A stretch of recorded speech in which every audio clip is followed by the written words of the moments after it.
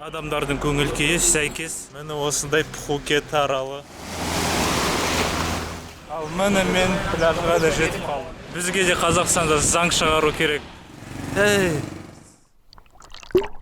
Қазір сендерге бірдеңе көрсетемін. Муа дейтін. Ең қарапайым.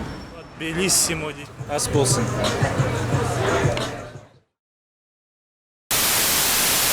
Қайырлы таң ба, түн ба. Қазір сағат 4:30 таңғы или түнгі. Мен дейтін Бангкоктың әуежайынан қазір Таиландтағы Пхукет аралына ұшып баратырмын. Осы Бангкокпен әлі қоштаспаймын. Түнгі 3-те будильник қойып оянып, такси жалдап, хостелдан әуежайға дейін 27 шақырым, соған 360 бат төлеп такси үшін. Және таксида келе жатсам, машинаның іші салқын, кондиционер істеп тұр. Бірақ жүргізуші терезені ашады. Не жылытады деймін да, терезені ашып. Келатырмыз, сасып кетті сосын. Осы қайтып жауып тастады. Жел өткізгеннен кейін. Қазір мен Пхукет аралына демалуға баратырмын. Пляжға түсем, әйтпесе осы жылы түскен жоқпын. Енді қазір ұшаққа отырайын деп отырмын. Міне адам көп, өте көп адам. Болды, Пхукетте кездескенше.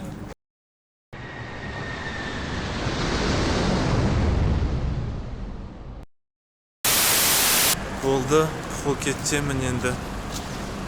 Мін сыртта таң ата отыр. Сағат таңғы 5.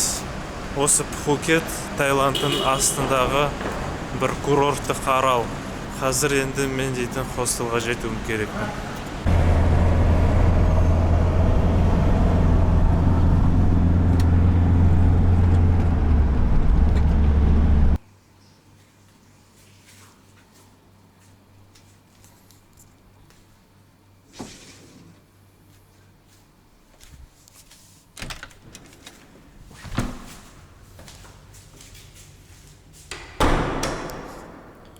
Мынау хостел ашқанда ол былай ашылады. 249 дейсің. Оба. Жоғарға шығуға болады. Мына жағында еш қызығы жоқ. Қызықтың бәрі мына жақта. Мына.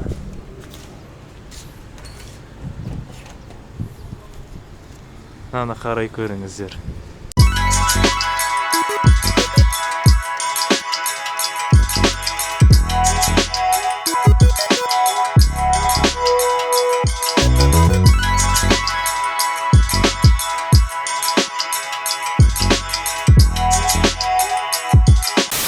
Мына төбесінен осындай көрініс ашылады. Мына жақта көше осындай. Пляж дейтін ана жақта. Әні көрін отыр кішкене. Шамамен 1,5 километр ол жаққа жүру керек. Мына жақта пальмалар өсіп отыр. Ана жақта үйлер былай тауларға мініп баратыр жайлап. Міне осындай Пхукет аралы. Мен осы аралды кішкене басқаша елестетіп едім. Осындай екен. Кішкене Балиға ұқсайды бір жағынан.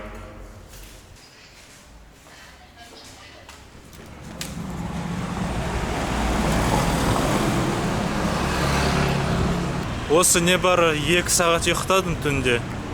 Мында Пхукетке келгенде қатты ұйқым келіп тұр. Ойладым, ұйықтап алайын ба деп. Сосын ұйықтауға баратсам, ресепшндағы бала айтады: қара, мында кофе бар деп, тегін кофе деп. Тегін болғасын мен ойладым, ішіп алайын деп, тегін ғой деп. Сосын тек ішіп болатқанда түсіндім, босқа ішіп атқанымды. Сосын ұйықтай алмаймын ғой деп. Ішіп алдым, кофе басып алдым, енді ұйықтай алмаймын. Ұйқым оянып кетті. Сондықтан қазір мен пляжға баратырмын. Пляжға баратқан жолда Пхукетке де қарап жібереміз. Мені. Мен Еуропада ешқашан болған жоқпын, бірақ бір Германиядағы кішкентай қалалардың көшелеріне ұқсайды.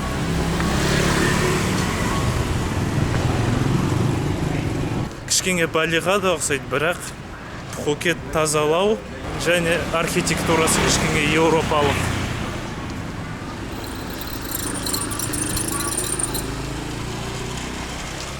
Ауа райы тамаша.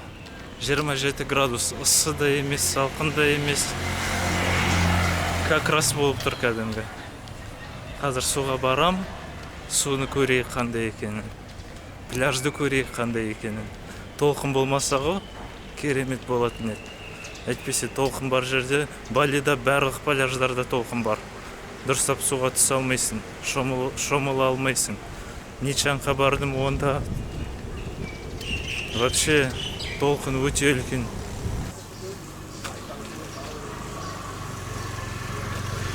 Міне осындай лаундри, киім жуатын жерлер. Міне тағы біреу.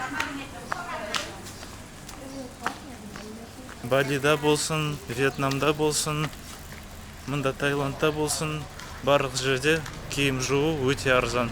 1 килограмм киім 300-400 теңге тұрады. Айына 1-2 рет жуып жібересің, болды. Сондықтан киім жуу жағынан осылай саяхаттап жүргенде еш проблема жоқ. Міне осындай архитектуралары. Міне қараңдар қандай. Ар жақта архитектурасы қандай. Жіңішке ұзын үйлер. Пхукет өте қатты Балиға ұқсайтын екен. Бали мысалы кішкене тропикалық, ал Пхукет кішкене тазалау және еуропалық стиль. Мүмкін тек осы аудан сондай болар. Мен басқа аудандарды көрген жоқпын әзірге.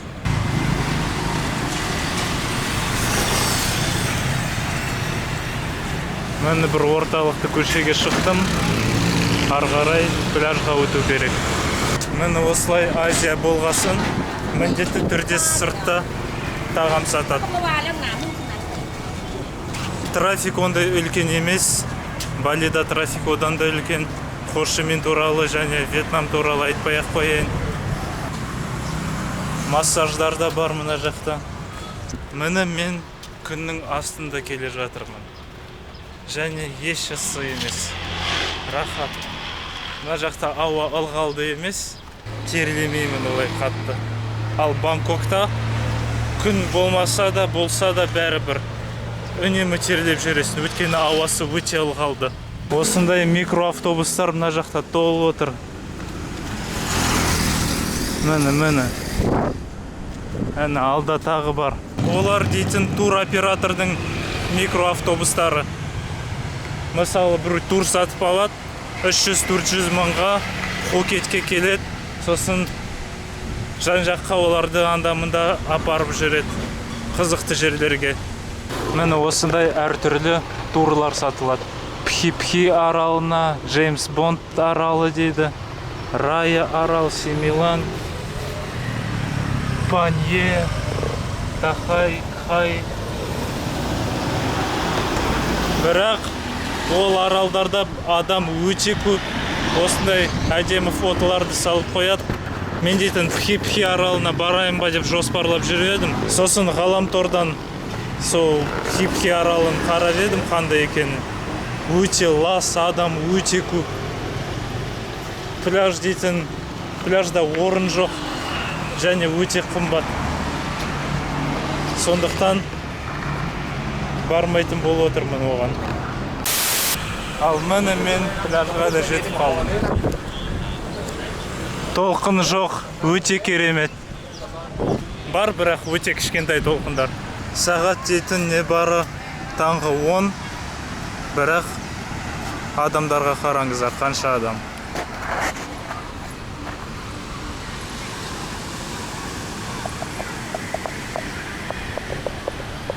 Адам саны дейтін мына жақта өте көп. Келің орыстар мен қытайлар жүрген. Осы Пхукетте 4 тілде жазылады бәрі.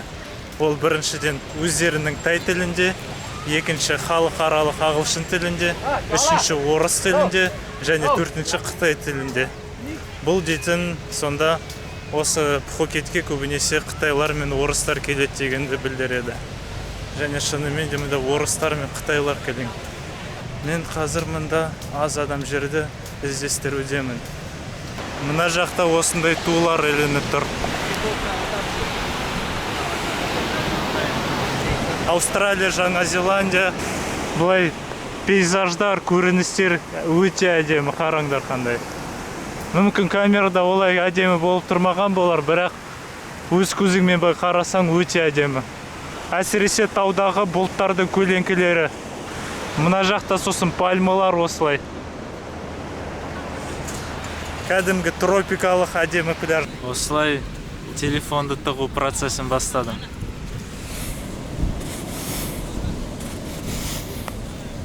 Жаңа бір пакетик сұрап алдым біреуден.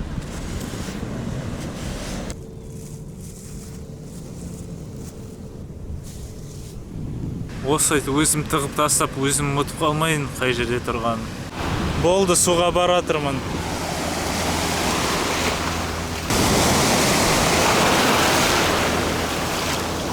Толқын бар екен.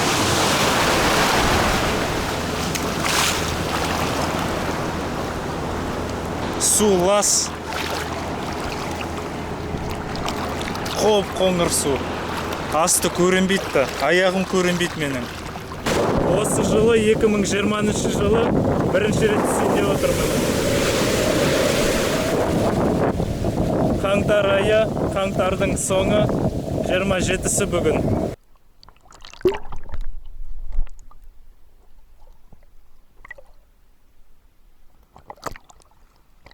Батырмаймын басымды.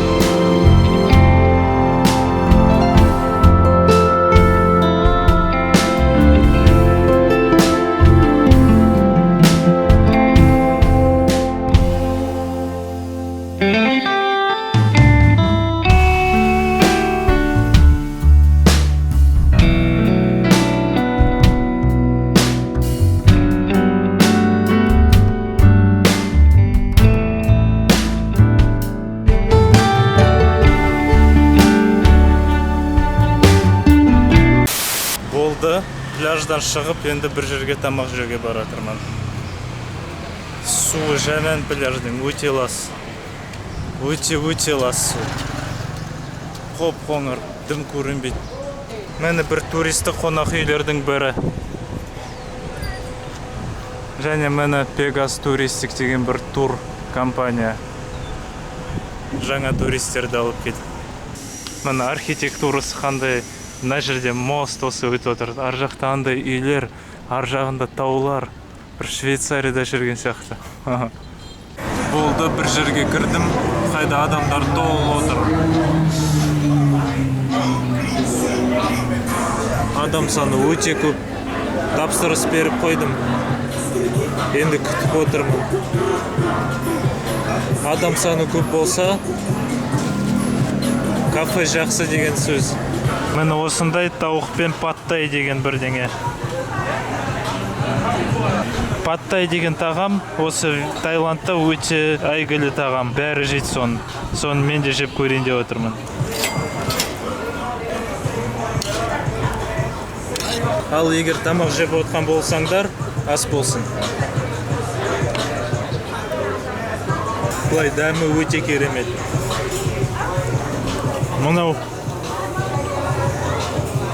Мынау түсініксіз зат. Жұп-жұмсақ желе сияқты. Тауық еті өте тәтті. Дәмді емес, тәтті. Секер қосқан ба бірдеңе. Так болды, тамақтанып алдым. Енді қайтып хостелға ораламын. Мен қателескен екенмін мұндағы ауа райы туралы. Таңғы 9-да келе жатып айтқаным, мұнда ыссы емес деп. Қазір сағат 2 болды. Өте ыссы. Мына алдағы бейне көрініске қараңдар. Жоғары Европа, асты Азия.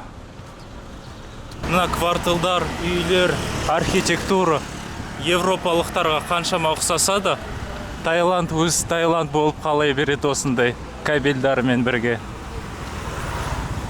Мынаған қараңдар.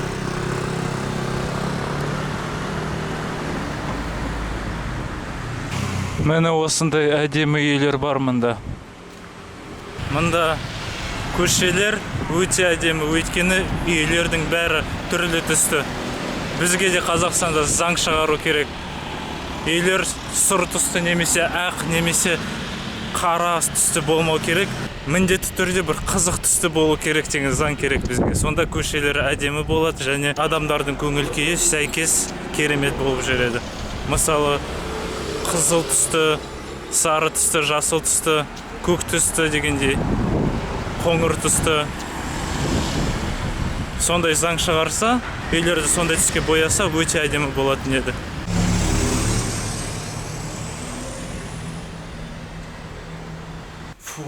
Болды, хостелға жеттім. Енді жоғарғы 5-ші қабатқа көтерілу керек. Міне мен кешкі Пхукетке шықтым. Ақырында ұйықтаған жоқпын. Ұйқы келген жоқ.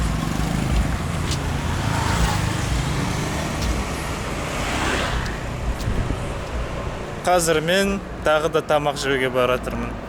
Жаңағы жерге баратырмын, бірақ жолда бір жақсы нұсқалар табылса, сонда тамақтанамын. Табылмаса, сол жаңа күндіз тамақтанған жерден тамақтанамын қайтадан.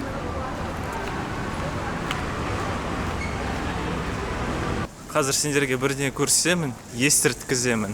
Естіле ме, жоқ па осы?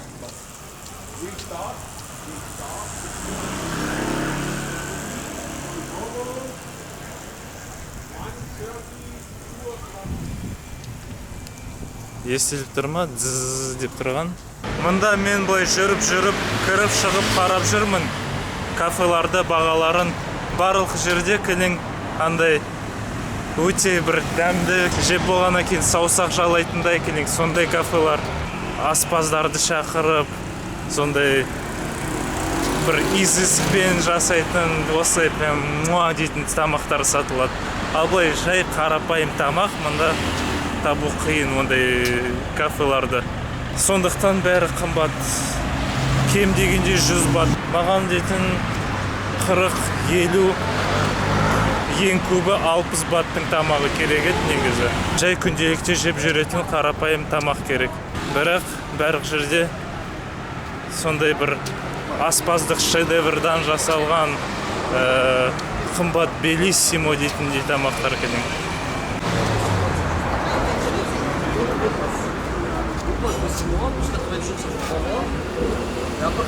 Мысалы, міне сондай жерлердің бірі. Міне 300, 200, кем дегенде 200 бат. Кілең мейрамханалар, жай кафе жоқ мұнда. Табу қиын. Так, қазір осыны көреміз, не бар екен мұнда.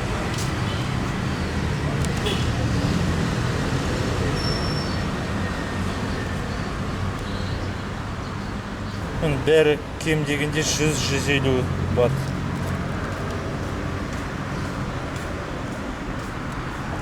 Жай осындай көріш ең қарапайым. Негізінде 30-40 бат тұратын, 80 бат тұрады. Осындай затты кездестірдім.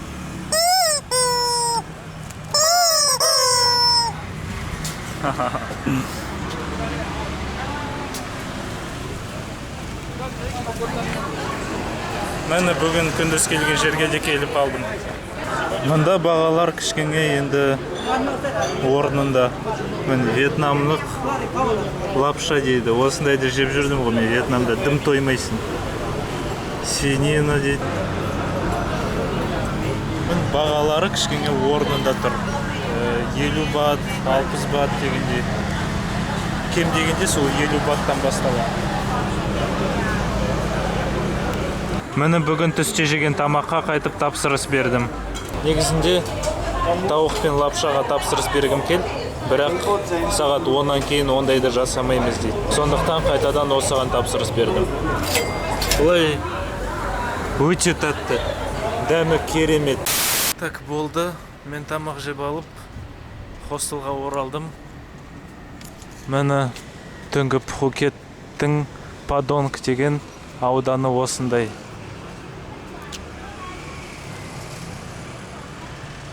Қазір мен дейтін бөлмеге барып ұйықтаймын, өйткені ұйқым келіп тұр. Осы жолы точно ұйықтаймын, өйткені қатты ұйқым келіп тұр. Видеоны осы жерде аяқтайын. Егер сіздер менің видеоларым қызықты деп ойлайтын болсаңыздар, достарыңызға ұсыныңдар, маған кішкене қолдау көрсетіп, лайк басып, астына комментарий жазып, менің каналыма жазылыңыздар. Келесі видеоларды көргіңіз келсеңіз, міндетті түрде менің каналыма жазылыңыздар. Егер қызық болса, менің тағы да басқа видеоларымды қараңыздар. Мен Қазақстаннан Куала-Лумпурға барғаным, Куала-Лумпурдан Балиға барғаным, Балида 2 ай жарым болып, сосын Вьетнамға барып, Вьетнамда 10 күн болып, енді қазір Таиландқа келіп, Таиландтағы Бангкокта бір жұма болып, Пхукет аралына келдім. Сосын Пхукеттен қайтып Бангкокқа кетемін. Соның барлығы осы саяхаттап, сапарда жүргенім сізге қызықты болса, міндетті түрде лайк басып, менің каналыма жазылыңыздар, менің видеоларымды өз достарыңызға ұсыныңыздар, таратыңыздар. Әзірге болды, мен ұйықтаймын. Қайырлы түн. Мені сіздерге аяғына кешкі Пхукет.